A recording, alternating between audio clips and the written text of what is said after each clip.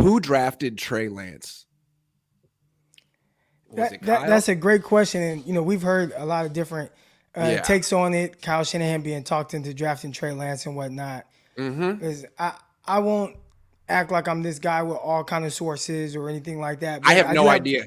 I don't know. Yeah. I have no sources on this. Yeah. Yeah. I do have buddies that, have randomly come across people, and I won't say a name here, but I had a buddy that put on a pro day for a quarterback who used to play at Kentucky, and Kentucky let him do his pro day at Kentucky. Okay. All right. So my guy trained this quarterback, worked with him, got him prepared for the pro day, and put on his pro day. So at Kentucky's pro day, my guy is on the field, instructing all the throws, et cetera, the routes and whatnot.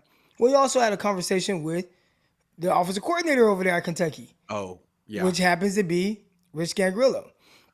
And, from everything that I've been told, I think I can talk about this stuff now because I think it's just out there, right? And I think it's most people know Scangarillo just did not want Trey Lance. Yeah. And the conversation that I've had with my buddy confirms that. Yeah.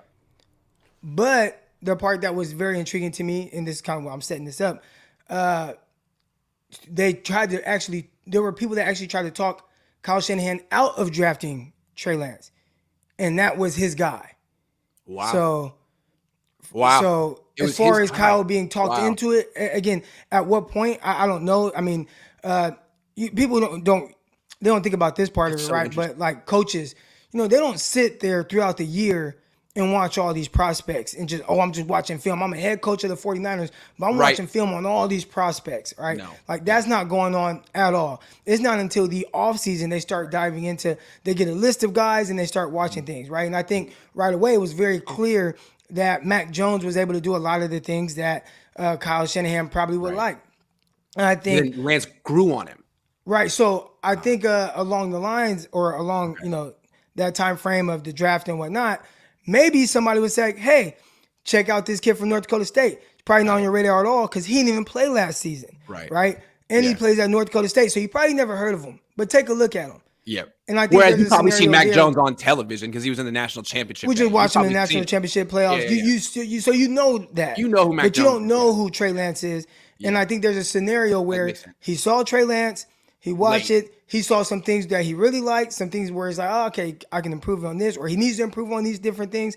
And then once he met him, it's like, okay. And I think from that standpoint, maybe he was swayed into drafting him, but I don't think it was people just be like, hey, man, you got to draft Trey Lance. Don't draft Mac Jones. I don't think that happened at all. I agree. I think it might have been like, you said use the verb swayed. That's how I would think. Like he liked Mac Jones. He knew Mac Jones. He got to know Trey Lance, and probably there were Lance advocates in the organization, and he got swayed. Let me just put out a scenario.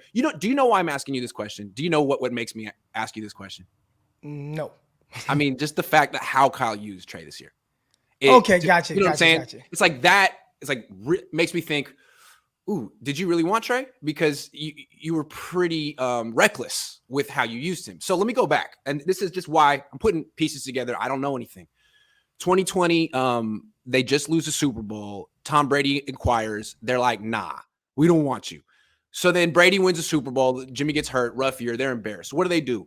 Kyle has said, he went on that Flying Coach podcast with McVay and was like, yeah, I was looking at Stafford. I was looking at his film and I was going to talk to him, but you beat me to the punch. So they were thinking about Stafford. And then it's been confirmed that they inquired about Rodgers. I mean, Shanahan ruined his friendship with LaFleur over this Rodgers thing. So they tried Rodgers. That didn't work out. And then it seemed like the fallback. No, there was one other guy too that they looked into. Watson?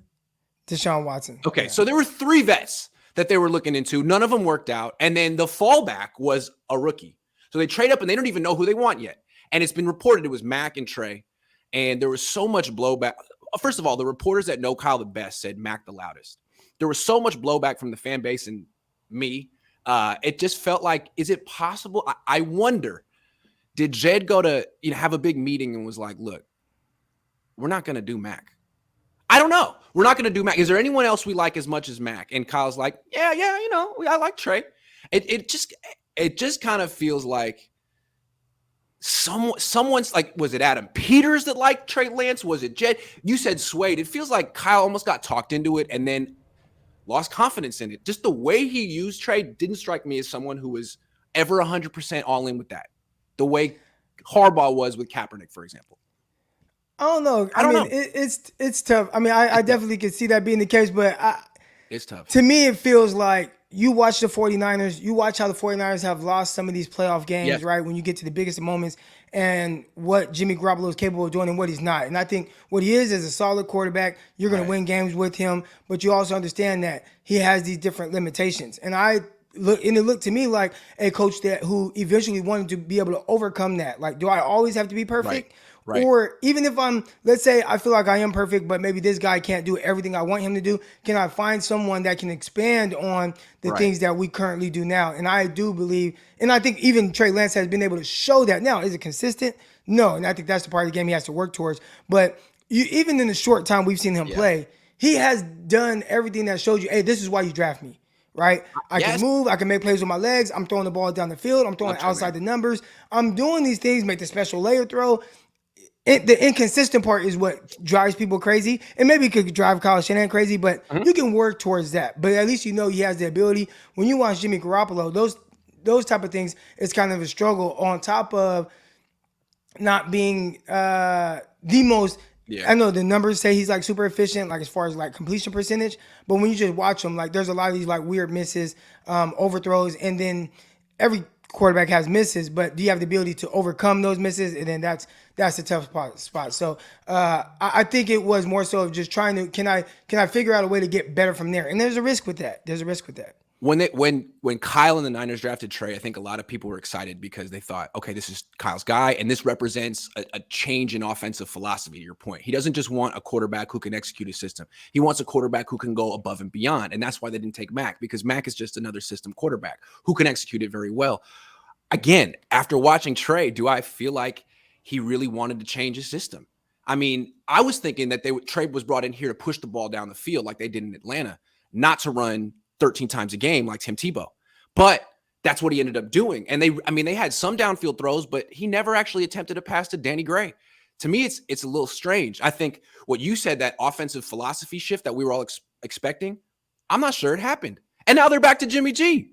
So I don't think we never really got to see see him expand on it, right? Like we're talking about a guy who, and we talk about Trey Lance, like he's played a ton of games for the 49ers, but I mean, it's four starts. Now, again, they watch him in practice, etc. But just in the sense of being able to build off of what he does well, I don't think they were to that point yet. So I do think there's a scenario by, if he made it to week 15, 16, 17, where all of a sudden you start to see a little bit more of an open offense, as opposed to what we saw early on, which is more, hey, let's do things that are kind of safe. We're going to run. We're going to do some quarterback powers. We're going to do some read options. We're going to do some bootlegs, and things a little bit more safer, not too crazy.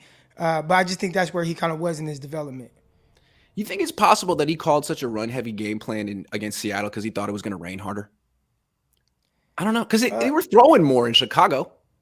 Well, they didn't really throw more until the tsunami happened, and it was like they had to, right? Because if you remember, I mean, heading into the fourth quarter, Trey Lance had only attempted 14 passes. Yeah. What do you thought? 8 of 14, 9 of 14, so it was 9 of 15. It wasn't until the tsunami came where it's like, damn, now we got to try to throw it, and it's like, well, we can't throw in this. And I think that was a bigger issue. But in the sense of the philosophy, they were running the rock a lot. They started out the jump. They did some stuff to get guys on the edge. Debo Samuel, Brandon Ayuk. Then, okay, let me hit you with a crosser off of a play fake, right? Yeah. So I think they were playing the pass off of the run and kind of building on that until it was like, damn, we got to throw the ball. And I don't think they wanted to do that. And I don't think Kyle ever wanted to do that. Right now, again, with where Lance is in his development, like, we're going to throw the ball 30 times a game willingly. I don't think that's the case. I also don't think Kyle wants to use a quarterback the way he used Lance. I don't think he wants to run a quarterback between the tackles. I think he felt he had to. And the tip-off for me is he never, ever brought in another mobile quarterback. If you were really having an offensive shift, usually you say you have a similar quarterback backing him up, so you don't have to change your offense. We all expected Tyrod Taylor to be the backup this year, but Nate Sudfeld, Brock Purdy, Kurt Bankert, I mean, I don't see an offensive philosophy shift. I just feel like Trey is such a black sheep here, to use a strange mixed metaphor. But you know what I'm saying? Well, he's like, how did you get here, man?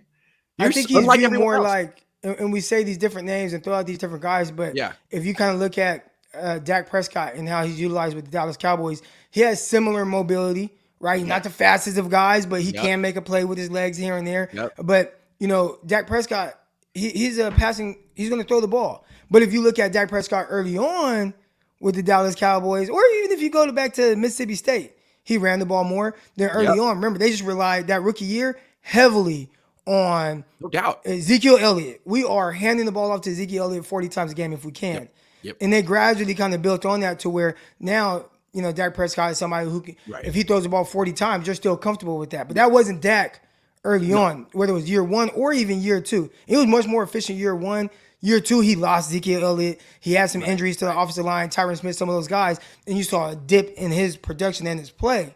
And then now, obviously, again, you've seen as far as development goes, and it's tough because the 49ers have high expectations, but Dak Prescott's development from year two to what he is now, and not that last game he played, that was terrible. But for the most part, what Dak is now, I mean, he could throw for 5,000 yards, and that wouldn't surprise anybody. No, I mean, if Trey Lance could become Dak Prescott in a few years, that would be great.